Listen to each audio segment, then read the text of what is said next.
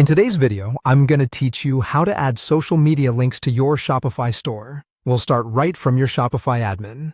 Go to Online Store, then Themes. Find the theme you're using and click Customize. That opens the theme editor, which is where you control the look and feel of your storefront. In the editor, look for Theme Settings, often shown as a small gear or brush icon, and open it.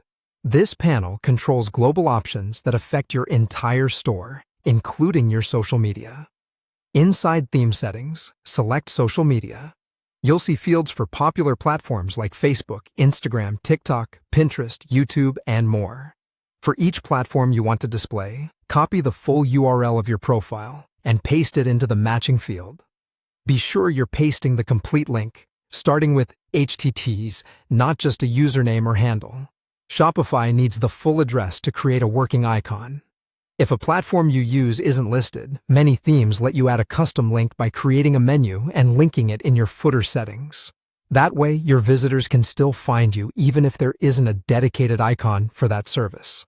Take a moment to double-check each link for typos or extra characters.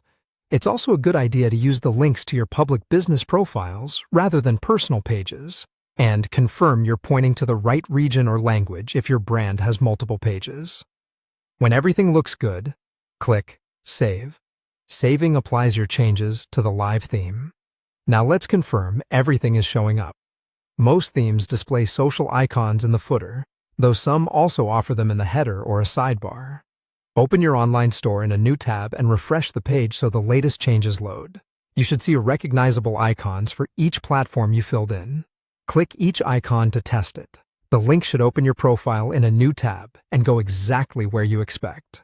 If an icon doesn't appear, revisit the social media section to make sure the field isn't empty and that the URL is valid.